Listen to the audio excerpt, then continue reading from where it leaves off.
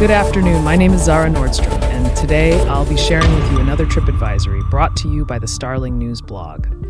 This report is based on the political news article U.S. Trip Advisory 2.0, Beware the Bounty Hunters.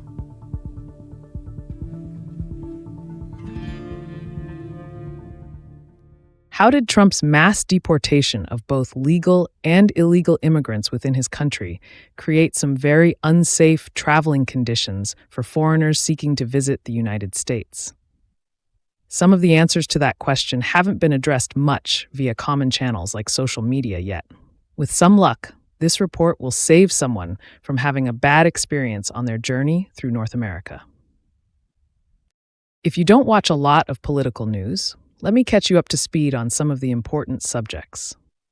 Trump has begun what's being called one of the United States' largest mass deportation events in the country's history. He explained to the world that this was being done in order to locate, apprehend, and deport all dangerous, illegal aliens off of U.S. soil. Then, there were reports of indigenous people being apprehended and detained around the same time that Trump was questioning the validity of their citizenship. They were detained even though they allegedly had their citizenship document to show the Immigration and Customs Enforcement ICE units. Then, the felon president signed an executive order meant to abolish the American Constitution's 14th Amendment, Section 1, a law that protects the citizenship of all birthright and naturalized citizens of the United States.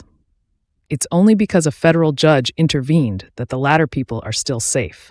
He successfully blocked Trump's executive order to end birthright and naturalized citizenship from being passed, but only temporarily.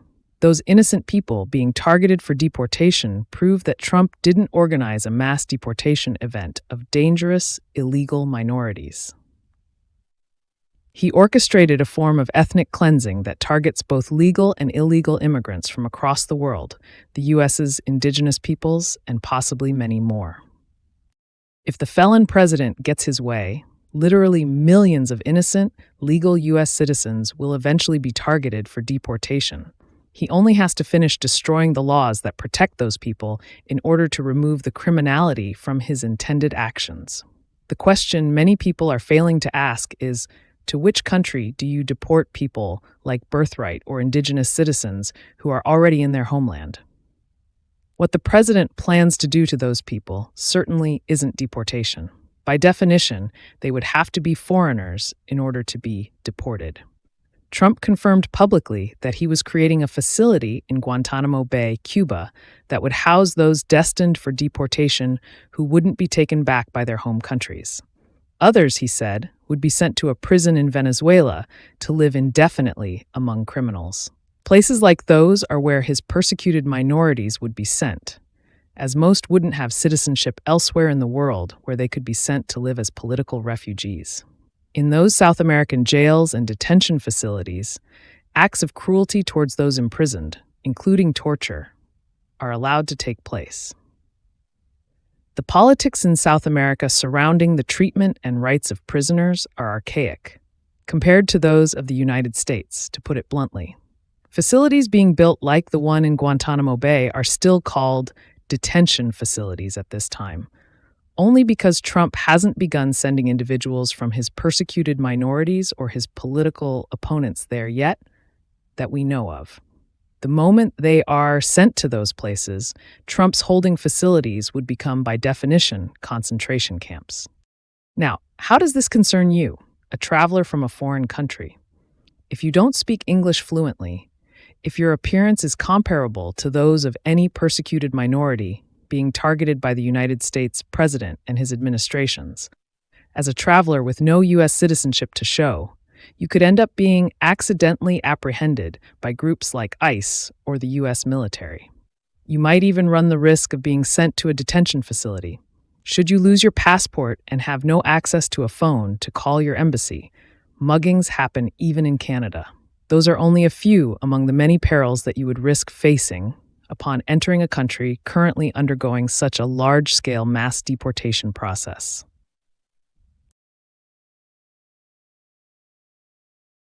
It was only a rumor, wasn't it? January 20th, 2025, Someone posted on social media that a $750 bounty was being offered by ICE to anyone who could capture and bring them illegal aliens in the United States. The rumor, thought to be true due to how realistic the post appeared to be, it spread like wildfire through social media, sating drama-parched minds and rallying the discriminately patriotic among the United States' fractured communities. It took only 4 days for the rumor to be proven false, but in those 4 days, it had reached around 10,000 or more people. The only way we can estimate the quantity of undisclosed victims this rumor might have claimed, or lives it might have disrupted, is by counting the amount of news stations and websites that doused the wildfire's flames and how quickly the fire was extinguished. To put it simply, the amounts are vast. False, as the rumor was eventually proven to be, some states like Mississippi shared publicly that they are currently in the process of passing a bill, House Bill 1484, whose aim is to create a program that would allow the state to pay people a bounty hunter's fee for assistance with catching and/or deporting illegal aliens of up to $1,000 per individual successfully deported. That program, they plan to call it the Illegal Alien Certified Bounty Hunter Program. Who can become a certified bounty hunter? Right now, it seems just about any adult without a criminal record would be allowed to become a bounty hunter. What methods would they be allowed to use to capture, detain, transport, and deport the illegal aliens? That information wasn't made public. Traditionally, bounty hunters operate outside the perimeters of standard law, which means they could use methods that ordinary government officials like ICE wouldn't be allowed to use. Now, the most important question yet. How are people who aren't U.S. citizens supposed to prove to a bounty hunter that they're just a traveler and not in their country with intentions to remain there illegally? How many bounty hunters, in a collapsing oligarchian economy, would be desperate enough to get that $1,000 to overlook or destroy what proof you might provide? To conclude, I would strongly recommend that anyone who intends to travel in the U.S. during these very precarious times first contact their embassy to see what kind of documentation would be needed as adequate proof for ICE and their affiliates that the intention is to travel and not to remain. You should also have an emergency contact on your phone ready in case you're apprehended or accidentally detained. As much as bounty hunters are a thing of the future, ICE and their military assistants are a thing of the present. Never fool around with your safety when traveling in a country filled with conflict. The best way to stay safe during your travels to places like the U.S. is to keep informed on your destination's current state of affairs and prepare for every scenario.